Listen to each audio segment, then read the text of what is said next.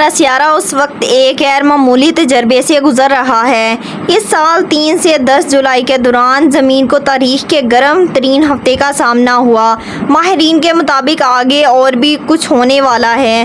فضا میں کاربن ڈائی آکسائیڈ کی سطح میں اضافے اور بحر اقیانوس کے اوپر غیر معمولی مضبوط ہوائوں کی موجودگی کے باعث ٹیکساس، گریس، اسپین، اٹلی اور متعدد ممالک کو ہیٹ ویوز کا سامنا ہے۔ یورپ بھر میں موسمیاتی ریڈ الرٹس جاری کیے گئے ہیں۔ کروشیا اور اسپین سمیت کئی خطوں میں جنگلات جل رہے ہیں، جبکہ یورپ میں مختلف ممالک میں درجہ حرارت 40 ڈگری سینٹی گریڈ سے اوپر جانے کے بعد متعدد سیاحتی مقامات بند کر دیے گئے ہیں۔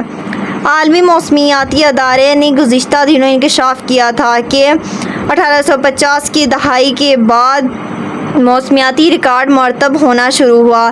زمین کو اس طرح کے موسم کا کبھی سامنا نہیں ہوا۔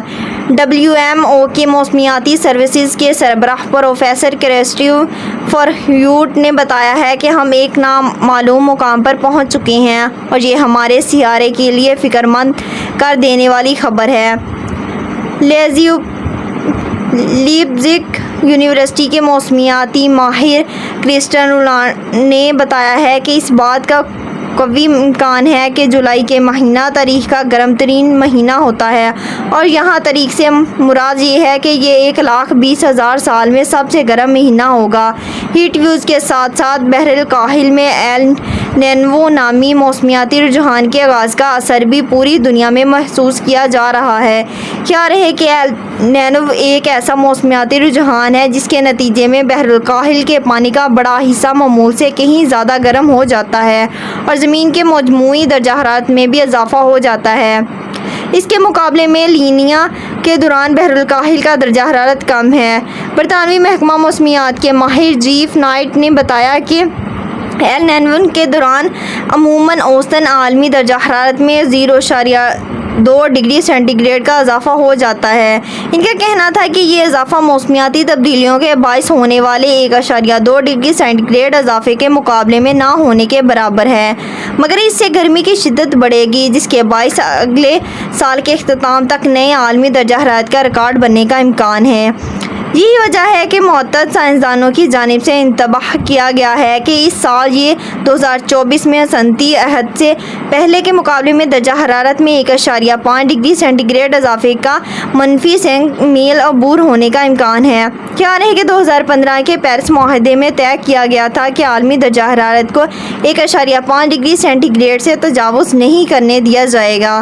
سائنسدانوں کے مطابق درجہ حرارت میں اضافے کے باعث ہیٹ ویوز زیادہ جان لیوا ثابت ہوں گی، جو پہلے ہی ہزاروں ہلاکتوں کا باعث بن رہی ہیں۔ 2022 میں صرف یورپ میں ہی 61,000 سے زائد ہلاکتیں درجہ حرارت میں اضافے کے باعث ہوئیں۔ انہوں نے کہا کہ اس سال یہ 2024 میں درجہ حرارت کے نئے ریکارڈ بننے کے باعث یورپ میں ہلاکتوں کی تعداد مزید بڑھ جائے گی۔